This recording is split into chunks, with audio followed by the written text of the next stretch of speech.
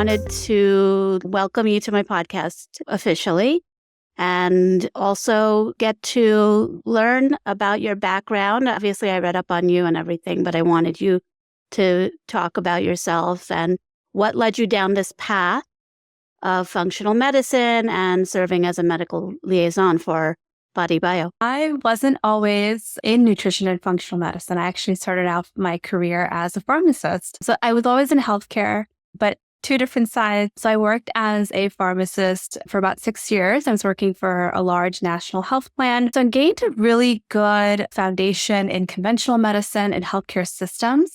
But I realized that there was a gap in treating the root causes of health issues. Many diseases are lifestyle related, right? And so we often treat chronic conditions with medications which only address the symptoms. They don't go further down. And so I'm not by any means like anti-medication. I believe in its judicious use, but unfortunately, polypharmacy is very common. The average American is taking anywhere between 4 to 5 medications. Older adults are going upwards of 7 or more. And so I had this understanding as I was already working as a pharmacist, but it really wasn't until I had my own health challenges where I was diagnosed with PCOS, fatty liver, and I just felt like I was struggling for years with the different gut issues. So then this really led me to explore alternative approaches like nutrition and functional medicine. I was my own guinea pig. So within a year of making some pretty big changes to my diet and taking a few key supplements, I was able to reverse all of my diagnoses. And I thought that was just incredibly powerful. I mean, it was my own testimonial, but I felt it was completely eye-opening, right? And then after that, I decided to pursue more formal education in the space.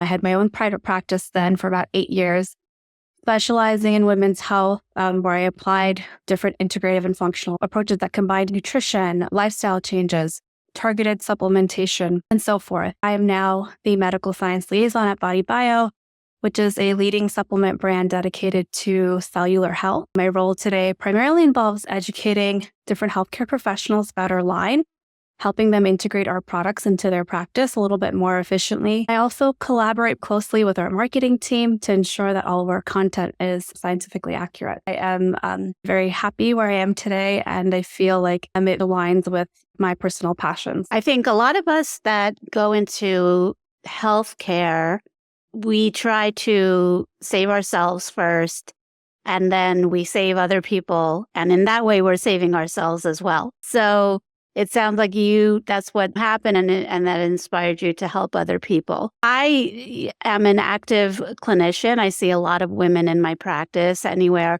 from 18 to 99 plus. My oldest patient is 103 years old. My patients who are trying to get pregnant, trying to start a family, and then it's 2 groups, that group and then my patients who are in their midlives, who are approaching perimenopause or perhaps in it and or menopausal. They're always, I just feel they're swamped by the media. They hear this, I don't know if this is accurate, should I be taking this supplement? And there are a lot of things on the market, and a lot of it is not regulated by the FDA. And patients often come in feeling very confused as to whether they should or shouldn't be taking it. What are your thoughts about that? Navigating the supplement industry, I would say, is very complex. And I think it requires quite a bit of education. That burden of education falls on the consumer, right? And you're right, they are not necessarily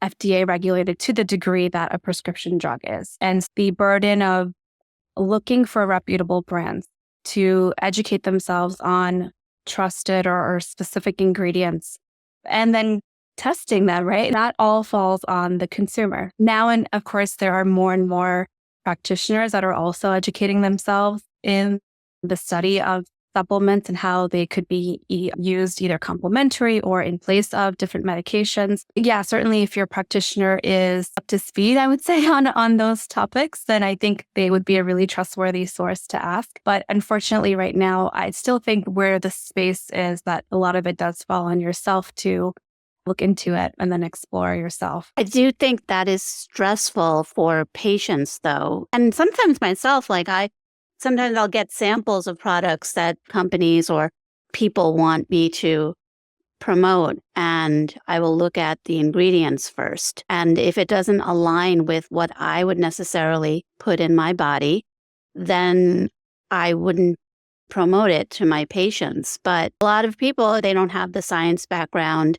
They're not doctors or nurses or nutritionists or pharmacists, and they don't necessarily know what the word sucralose means and what that translates to and how it can necessarily affect their gut health and their microbiome. You have had extensive experience in functional medicine, and you just mentioned that you have helped your own health with diet and other measures. What are some lifestyle and other environmental recommendations that you have for women in these groups to try to optimize their health? Yeah, that's, again, a great question. And I think oftentimes we are following the media, right? And we tend to, just as a society, we're following like the latest trend or the latest trendy diet or lifestyle choice. But I will say sometimes rather than falling into those extremes, right? It's just a matter of going back to the basics, eating a healthy, balanced, nutrient-rich diet, getting adequate sleep, working out 5 to 6 days a week, or if, of course, certainly that's dependent on your schedule and what your time allows. And then being really mindful today, especially of the different types of toxins that are in our society and in our food, in our air, in the water that we're drinking. And so sometimes it's just a matter of stepping back from where all the buzz is and recognizing that, okay, the basics actually make a tremendous difference. And so if I were to give just a couple pointers here with regards to nutrition, again, I know that there are many different dietary theories and approaches out there, but I always really just come back to what I call the plate method, where if you were to divide up your plate into 25% protein, 25% complex carbohydrates, and the remaining portion of that plate, roughly 50% being a variety of different vegetables, that will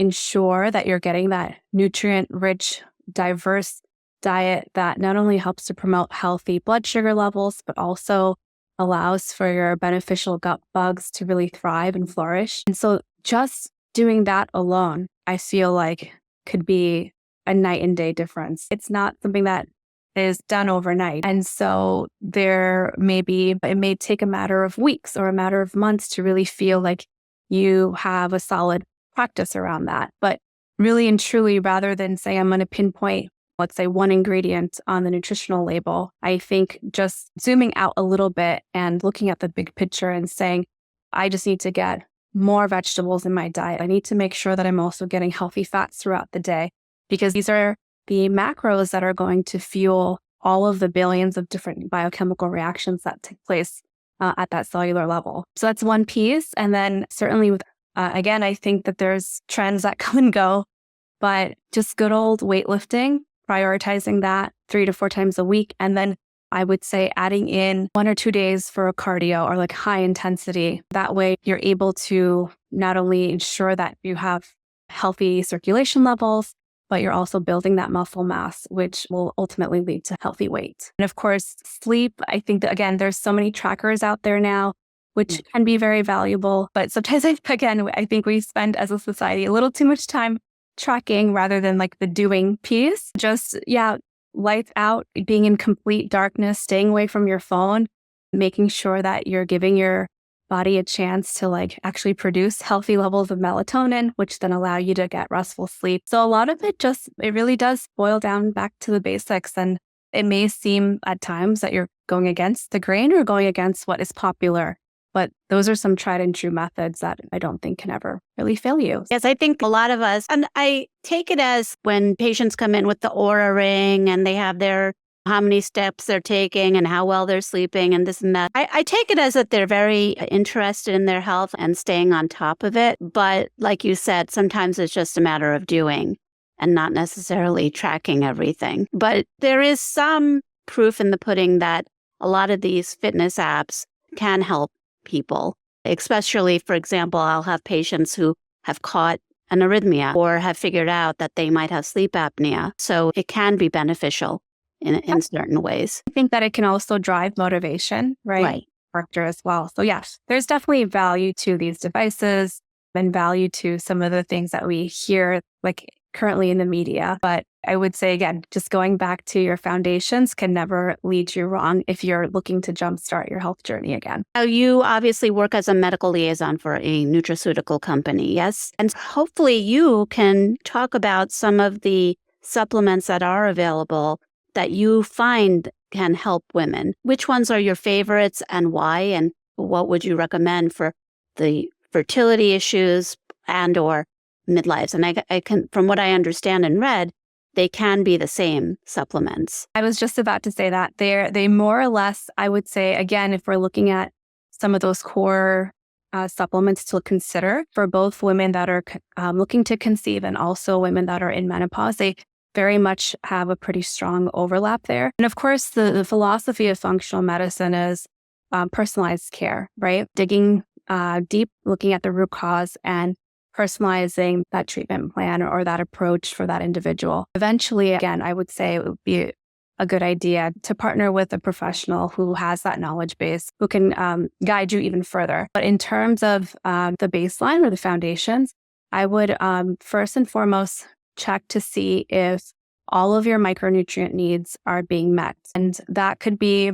just as simple as taking a look at, again, where your diet is today. If it is more processed in nature, then we can assume that likely there are going to be some of those deficiencies or those cracks that you're not necessarily being able to fill. In which case, of course, I mentioned diet being a big consideration to make changes to, but then certainly supplementation can also be really helpful. So for, again, specifically for, let's say, women who are looking to conceive, I would be really mindful of, let's say, your mineral status. So are you getting enough magnesium? Are you getting enough zinc, iodine? So all these minerals can serve as cofactors to, again, help drive a lot of these biochemical reactions. Specifically, magnesium is really good to help regulate estrogen, progesterone, key hormones that are involved in reproductive health, helps to support healthy ovulation, improves egg and sperm quality, right? Because men's health is equally as important in that equation. Zinc also very important for hormonal balance, immune function.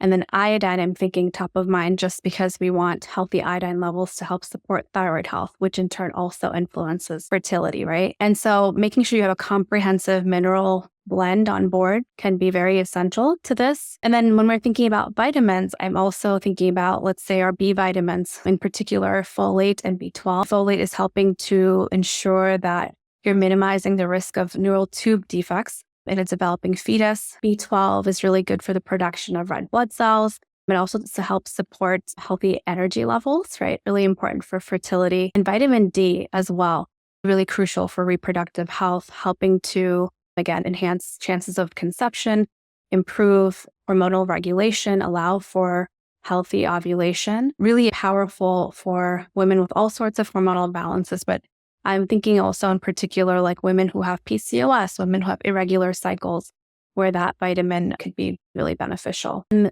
similarly, for women that are in menopause, I would also look at our vitamin and mineral status. Again, maybe you're not thinking of it in the same light, meaning that you're not necessarily taking magnesium this time around to help with egg quality per se, but you're all taking magnesium to help with sleep, muscle relaxation, bone health even. And so a lot of these vitamins and minerals will overlap across the entire lifespan for a female, but the reason in which why you may take that particular vitamin or mineral may slightly differ. And then I also would love to dive into like essential fatty acids and phospholipids. I want to pause and see if you have any comments on. Yes, let's just dive into it. So like I said, there's that overlap, right? For both fertility purposes, menopause purposes, your essential omegas are going to be really key here. And I very specifically note that I didn't just say omega-3. I'm also referring to, believe it or not, omega-6s. And I know that right now they're quite controversial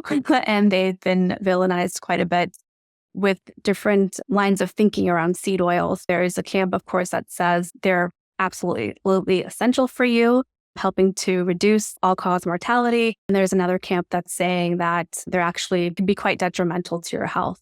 and we should be staying away from them. And so I just want to take a moment to talk about the source of omega-6. And as a matter of fact, the source for omega-3 too. These are what's known as polyunsaturated fats. Polyunsaturated, now technically speaking from a chemical point of view, they have multiple double bonds in their structure, which means that they are more prone to, let's say, oxidation, where they can get damaged easily, or they're more sensitive to heat. And so a lot of the sourcing of omega-6 and what we're intaking as a population right now is your rancid and oxidized version. And there is now literature to show that oxidized version that's going to eventually slot into your cell membrane, which then dictates the health of your cell, can definitely cause more downstream inflammation and put more what we call cellular stress or more oxidative stress on that cell. Versus if you were to source a cold pressed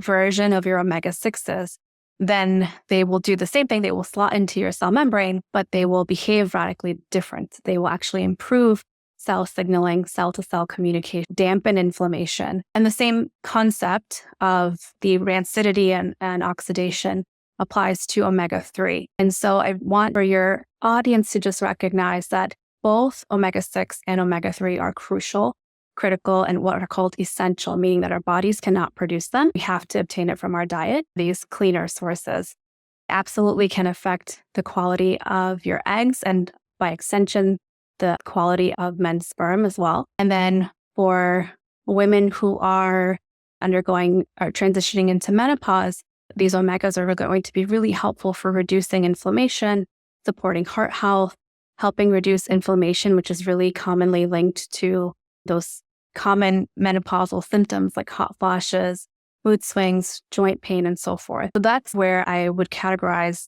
the essential fatty acids. I'm thinking about both clean sources of omega-3s and clean sources of omega-6. Clean sources of omega-3, of course, could be coming from supplementation, but I would always also encourage the intake of healthy like wild-caught fish. So salmon, mackerel, sardines, anchovies, actually incorporating that within your diet. But if there's someone who is either allergic or averse to those foods that are so rich in omega-3s, you can absolutely consider fish oil supplementation as well. But again, look for reputable brands, look for brands that are not heating up their oils to such high degree. And that may not be like obvious on their website. And so it's a matter of doing a little bit of deeper work, reaching out to the company themselves and just exploring how they're producing their end product. And then lastly, we have phospholipids, which I think is a category which not many women or many people in general are familiar with. I would say once you have your essentials covered, your vitamins, your minerals, and your fatty acids, then I would start to explore phospholipids, which are so vital to the health of your cells. So these are lipid molecules that quite literally make up the membrane that creates that protective barrier around the cell. So some of us may be familiar with the concept of phospholipids or a cell membrane or the term lipid bilayer. This is something we have learned perhaps in biology class or chemistry class at some point. But what we're now learning is that the cell membrane, it's not just serving as a barrier, but it's also acting as almost like this command center where it's actually dictating the health of the cell itself, or I like to think of it more as the battery life of the cell. So if you have poor cellular function or membrane health, then that's going to reduce the efficiency of that cell and reduce that battery life of that cell.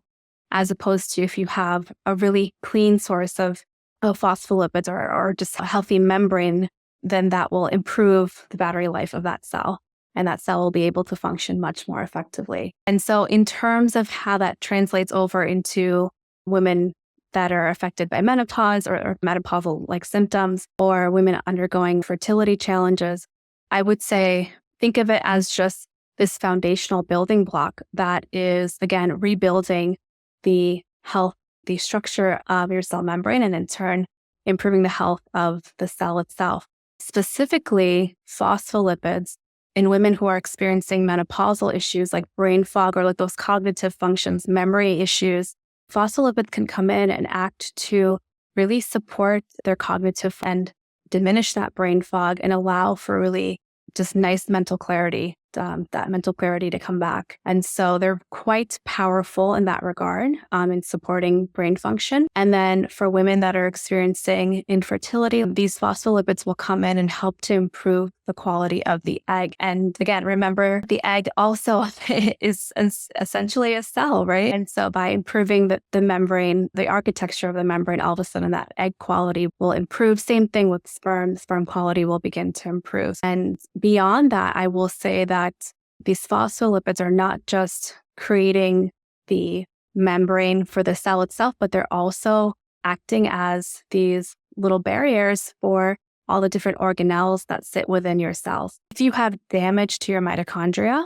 or your mitochondrial membranes, then taking these exogenous supply of phospholipids will come in and help repair that mitochondria. And women who are that are in that age group or they're looking to conceive, their eggs may have thousands and thousands of mitochondria that may need some repair. And so it's something that a treatment or an approach that I think has been overlooked for a very long time, but I do think it's gaining a little bit more momentum. And so with regards to women's health, I think that it could be a very profound addition if you're looking to, let's say, take it to the next level beyond just your minerals and your vitamins and essential fatty acids. This could be something that really can help move the needle, whether you're again, undergoing fertility treatment, or you're looking for support in that menopause phase. And which products would carry these, both the omegas that you mentioned, as well as the phospholipids that you were mentioning?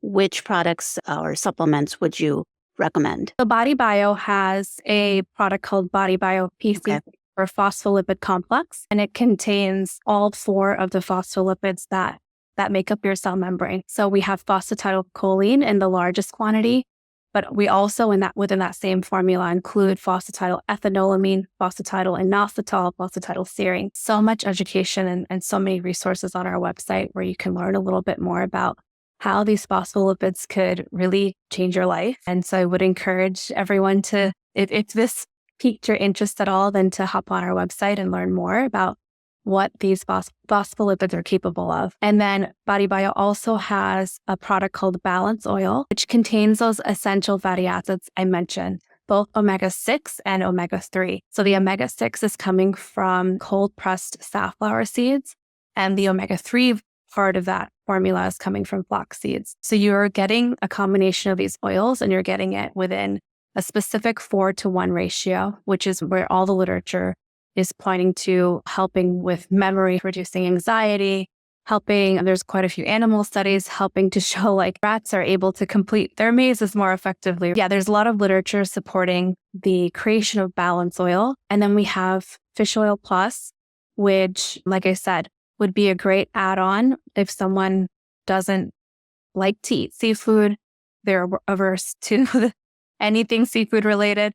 Then this is going to give you DHA, EPA, and something known as SPMs, specialized pro-resolving mediators, which are tiny little mediators that can go in to directly dampen inflammation. This product is unique in that it's sourced from herring roe or caviar. So unlike your typical source of just sardines and anchovies, and we are really proud to say that it maintained its natural composition. And what I mean by that is that it's naturally higher in DHA than it is in EPA. And so if you were to, let's say, eat a fillet of salmon, you will get higher levels of DHA than you would EPA. There are a lot of other brands that are chemically manipulating those ratios to get higher levels of EPA. And the reason for that is because the historical data has all pointed to showing that EPA is more anti-inflammatory, whereas DHA is more tied to eye health and brain health. What we're now learning is that DHA, in addition to supporting eye health and brain health, it's actually a really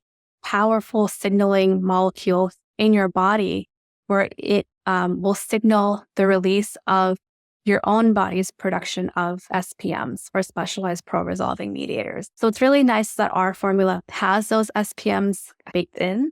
But with that, the way that our ratio is set up, your body is able to produce its own SPMs to help dampen inflammation as well. So that is a formula that is newer to the market. We are really proud of it.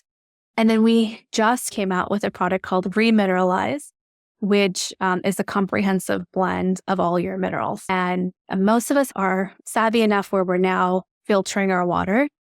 But I think with that, you're also stripping away the good, right? So the natural minerals that are found in your water, if you're using, like, let's say, reverse osmosis to filter your water, you're taking away the bad, but you're also taking away the good. And so part of the strategy then is to bring those minerals back into your water. And you can do so with that product, the Remineralize. It's in liquid form, so you can just add it easily to your water. And that way you'll get over 72 different minerals that, again, serve a multitude of different purposes at the cellular level. We hear about omega-3s, we hear about omega-6s. Yes, you're right. Omega-6s have been villainized. I wanted to know why, in your opinion, why have omega-6s been villainized, and why, in your opinion, should they not be? That's an excellent question. So I think, of course, as with anything that picks up steam, it starts with our media, it starts with leading, let's say, health influencers that are pointing out the damaging impact of omega-6s. And I think where we stand is that it's actually a very nuanced conversation. It's not all omega-6s you need to strip them away completely from your diet. And it's also not taking that sort of blind approach where any and all omega-6s are completely fine. Again, I encourage everyone to think about the source of where they're getting these delicate fats, because that's really what they are. They're truly very delicate. And so any degree of heat or any degree of, like, even long-term exposure to oxygen, right, is enough to start to damage these delicate fatty acids. And so most processed foods, they will have your rancid source of the omega-6. You don't even need to dig much deeper than that. It is an uphill battle on the consumer's end to then find sources that kind of meet the standards of them being cold pressed. And I think we are seeing that quite a bit with, let's say, olive oil as an example, right? That's an omega-9. So technically speaking,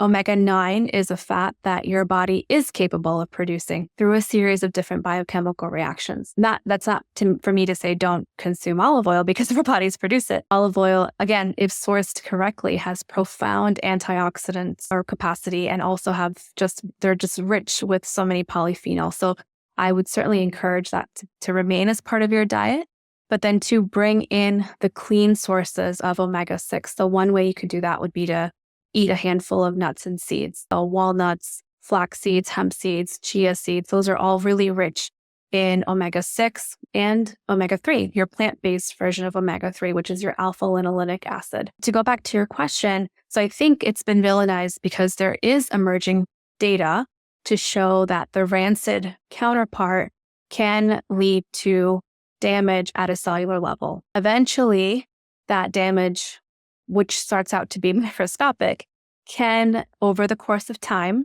one could assume that could lead to chronic disease. Now, that leap, to my knowledge, in the research has not been made. So far, what's in the literature is that these rancid fats can produce toxic byproducts, which can then cause oxidative stress and more free radical damage on the cell. So that connection has been made, but the connection from that to actual disease has not been made, to my knowledge. And so that's where the other camp is coming in, saying that there's no tie to chronic disease. There's no claim saying that, or research showing that this rancid omega-6 can lead to this disease. And why that's so nuanced is, again, I think both camps are slightly missing the point, right? So hopefully I answered your question a little bit in that regard. So it sounds like very much like the source is important, in terms of where you're getting it from. Obviously, if you're getting it from fast food, processed foods, that is going to be rancid and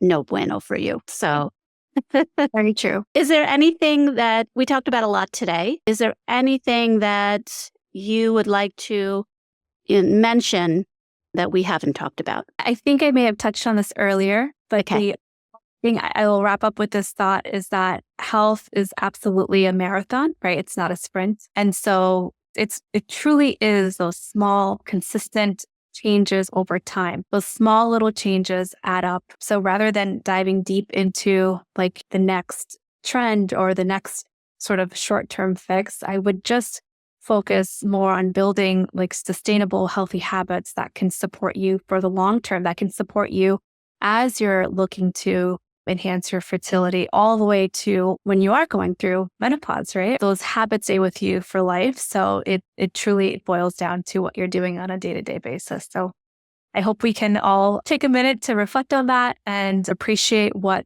these simple daily habits can do for us, including what we're doing, what we're eating on a daily basis, drinking, the exercise that we're doing, and then, of course, the supplements that we're taking. Yes. And if my listeners wanted to learn more about you, find more about BodyBio and what you do, where can they find you? They could look me up through BodyBio. I have a little bio on the website, and through there, they could connect with me over Instagram or through LinkedIn. Okay. Fabulous. So I'll make sure to obviously share that in the show notes so that it makes it easier for my listeners to find you. Thank you so much for joining us today. It was a real pleasure talking with you and listening to you educate us about all the different things that can help keep us healthy. It was a pleasure to be on.